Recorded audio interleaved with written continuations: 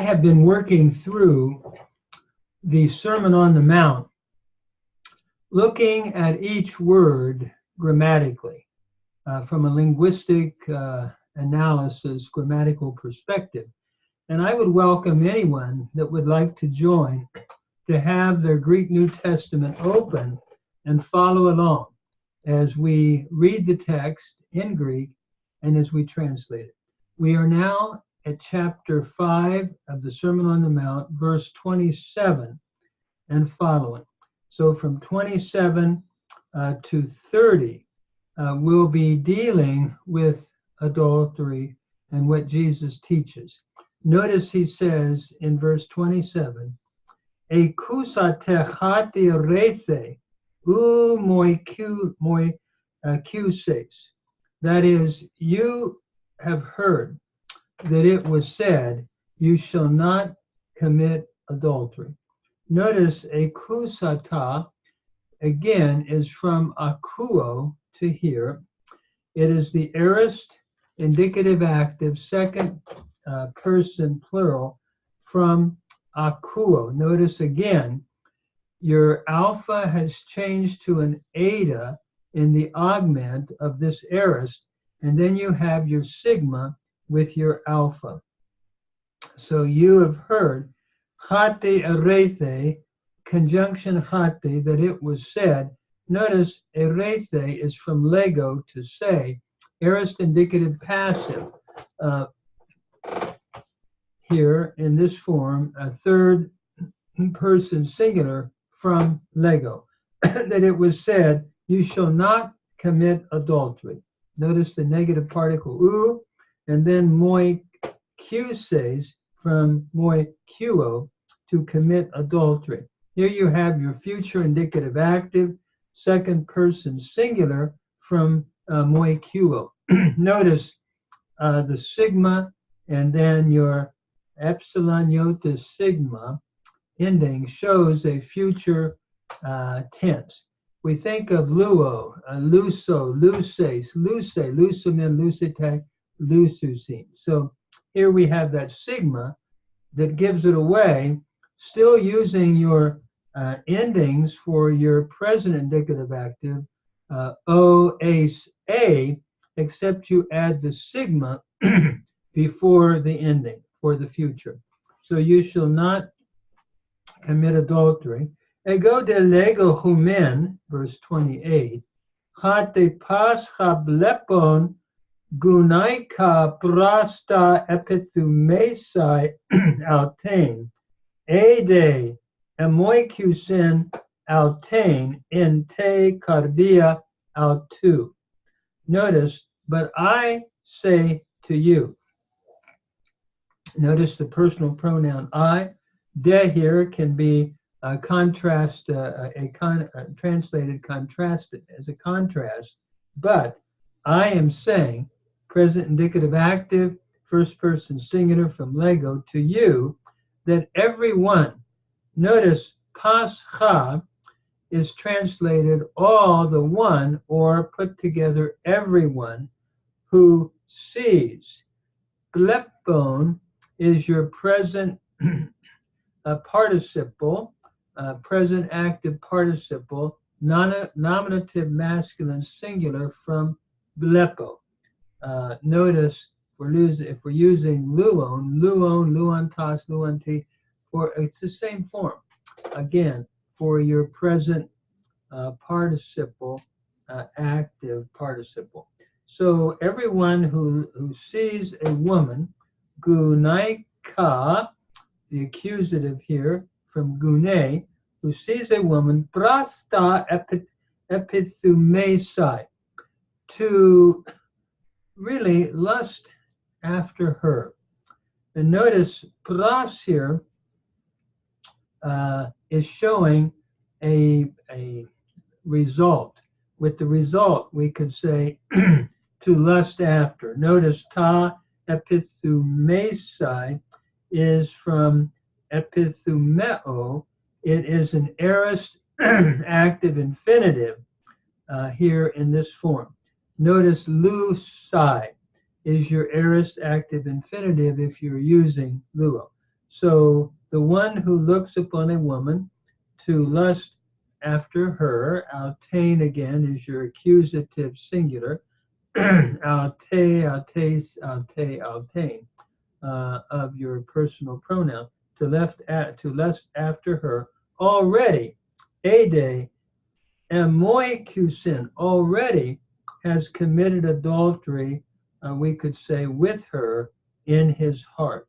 Notice amoikusin is from moikuo, to commit adultery. It is your aorist indicative active, third person singular, from moikuo.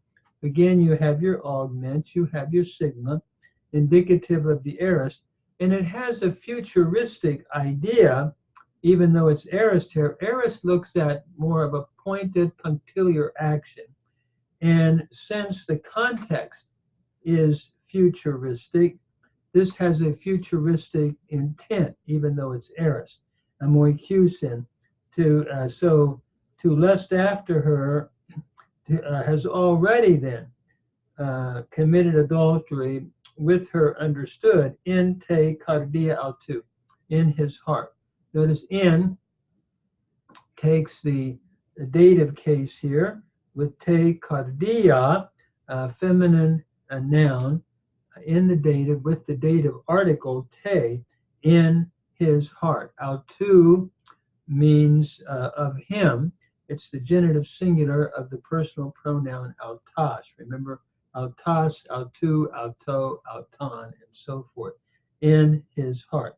So then, to look upon a woman with the idea of lusting, Jesus says he's taking it to the internal. Not only do not commit adultery, but don't even look upon a woman with the thought of committing an act, a sexual act with her. So it would be an adulterous act in the heart, is what Jesus is saying. And certainly it would be wrong to look at pornography and other things and seeking to follow what the Lord is teaching here. And so we go on. Edecha ophthalmasucha dexias scandalidze se excele autan kai bale alpasu sum feregar soi hena apaletai hen ton melonsu kai me halantasomasu blethe es get anon. That is, if your right eye is causing you to stumble, take it from you and cast it from you. And for it is better, in order that one of your members should be lost or destroyed, and then all of your body to be cast into Gehinnom. Notice A is introducing your conditional clause here, a conditional particle. De is simply and if your eye, notice ophthalmos simply means eye, nominative singular with the definite article in the nominative ha.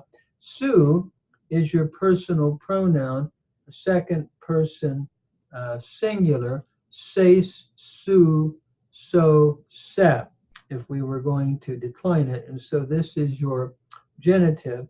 If your right eye, and notice dexios is your adjective going with cha, ophthalmos. So if your right eye is causing you to stumble, notice skandalidze, meaning to stumble, from skandalizo. Here we have the present indicative active, third person singular, from skandalizo. So if your right eye is causing you to stumble, then Jesus says, remove whatever that is causing stumbling. So he says, take out. In other words, take out. He's not literally meaning to take out the eye, but he is using exaggeration here to drive home a point. Whatever it is that's causing you to think wrong thoughts, get rid of it. Don't watch things that put wrong thoughts in your mind, I believe is the way we could apply it. So he's using, again, exaggerative language to drive home his point. So take out, exile, notice, is the aorist imperative, second person singular, from the root, meaning to take out.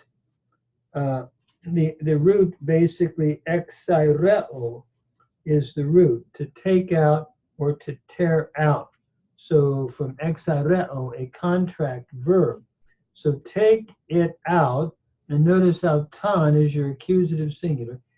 And bale, cast. It's from balo, the double lambda. We have one now in your second aorist imperative here, second person singular. And so cast it, take it out, exireo is the root, and exile, take it out, and cast it from you. Notice a pa here is clearly taking the genitive in su. So he's using this exaggeration to drive home the point. Remove whatever it is that's causing you to stumble. And then he moves on, sum ferregar soi, for it is better for you. Sum ferre is your present indicative active third person singular from sum ferro, which means advantageous, or that which is, we could even say profitable, or better, maybe just translate it that way. For it is profitable or better for you. Here again, we have your dative in soy.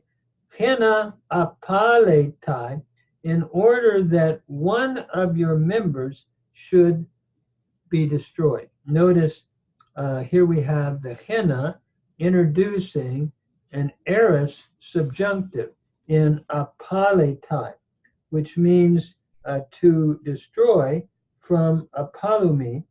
And so it is better that one of your members, Jesus is saying, to be destroyed, than that you be cast into Gehenna of fire. And so as we continue to look at this, we're looking at the root apalumai from apaletai, which is your aorist subjunctive middle. Notice as we read, it is better in order that one of your members, I should say it's an aorist subjunctive, in order that one of your members itself be destroyed, and all your body should be cast into Gehinnom. And notice Kai again, and Mechalan, all, and Ta Somasu, all of your body. By the way, Ta Soma is a third declension noun. Soma, Somata, Somati, Somata, and so forth. So it's a third declension noun, so that all of your body should be cast. Blethe is your aorist subjunctive passive, third person singular from balo. So it is better, in order that one of your members be destroyed, and then that all of your body should be cast. By the way, when we think of the passive of luo, lutho, luthes, luthe, this is what we see here in blethe. Then all of your body be cast eis Gehinnom, into Gehinnom. And we've seen already that Gehinnom is the valley of Hinnom. That's where the garbage was burned continually, and it looks at the eternal judgment that Jesus is speaking about here. So it's better not to be cast into Gehinnom, using exaggerative language to get rid of whatever's causing the stumbling in the realm of looking at things that can cause wrong thoughts toward that which is adulterous in our mind. So then as he goes on, verse 30, Kaye he dexiasu ger skandalidze se, ek kapsan altain kai bale apasu, sum fere gar soe hena apale tai henton melonsu, kai mehalanta somasu es geanan apelthe. So if your right hand is causing you to stumble, then cut it and cast it from you. For it is profitable or better for you, in order that, again, one of your members should be destroyed, then all of your body be cast into Gehinnom. Notice, again, we have your kai followed by your conditional a, introducing a conditional clause. If your right hand, again, we have he dexea ger, and su, your genitive singular from seis. If your right hand is causing you to stumble, skandalidze, present indicative active, third person singular from skandalidzo, and se is your direct object. Remember your personal pronoun, second person personal pronoun, se, su, so, se. And so here we have is causing you to stumble. Ek kapsan altan. Notice ek kapsan means cut it, from ek kapto. And here we have your aorist again, imperative, second person singular from ek kapto. Ek kapto, when you add your sigma after the P becomes psi, showing that we're looking at an aorist imperative here. Cut it and cast it. There we have that balo again, aorist imperative second person singular from balo. So cast it from you, again, apasu, for it is better. Sum fere, again, present indicative active third person singular from sum fere. For it is better for you, in order that one of your members is lost. Apaletai, from apalumi. This again is your subjunctive, your aorist subjunctive middle from apalumi. If one of your members is lost, and then that all your body should go away unto a Gehinnom. Notice again, me is your negative particle, halan ta somasu, all of your body should go away, apelthe, into Gehinnom. Notice apelthe again is your aorist subjunctive from apergamai, and remember the second aorist is eothon, and so apelthe would be your aorist subjunctive, third person singular from apergamai, to go away, or to depart into Gehinnom, which is again the picture of eternal fire or eternal judgment. So Jesus talks about hell, and this has sometimes been translated hell, as the garbage dump that continues to burn incessantly in the valley of Hinnom, as a picture of what eternal, hell would be like. And it's been translated hell in English, but it is looking at that eternal judgment. So what Jesus is saying, if I could try to summarize it, is don't commit adultery, and also don't even think adultery.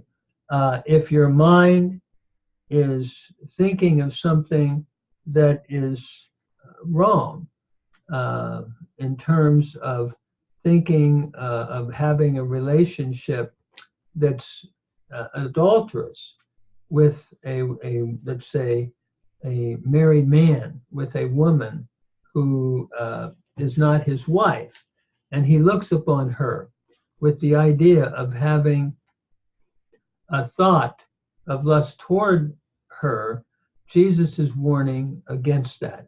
And he uses hyperbole, or he uses exaggeration to say, whatever it is, remove that so you're not looking on it. And certainly this could be applied to looking at movies or things that would put wrong thoughts in the mind and cause people in their mind to have lust for, say, a woman that of the opposite sex that one should not allow to happen if one is seeking to follow what Jesus is saying. I remember, I'll never forget a story that my seminary professor told in seminary, and it was about his teacher who came to class one day and requested prayer, for he was getting off of a trolley car, and it was back when they had the trolley cars, and he had seen a lady's calf, and in his mind he said, I had the wrong thought, and so before I teach theology, I want you students to pray for me, because I had the wrong thought, and I don't want to teach theology with that kind of feeling that I've thought something that I shouldn't have thought about this lady when I saw her calf. And my professor sort of chuckled, and he said, you know, this teacher was such a godly person, and I'll never forget that class. So I think what the Lord is simply saying is he's taking it into the interior, and he's saying, not only don't practice adultery, but don't even think adulterous thoughts with someone of the opposite sex. I believe that's what Jesus is saying. So again, he's going to the internal in everything he is saying here. And I hope looking at the grammar has helped you as we look at it. And let's just continue to work through the grammatical analysis of the Sermon on the Mount, one of the greatest areas that we could study. And let us ask the Lord to help us to have purity of thought in our minds as we live and seek to obey him as his disciples, and not allow wrong thinking to be in our mind. And that's what it means in a hyperbole, to remove it. Don't read things or look at things that will cause wrong thoughts toward the opposite sex. I believe that's what Jesus is seeking to communicate. May we pursue holiness with the help of the Holy Spirit day by day, to live a holy life, even in our mental thinking. Let us think on things that are good, that are lovely, that are of good report. That's what I believe Jesus is seeking to encourage.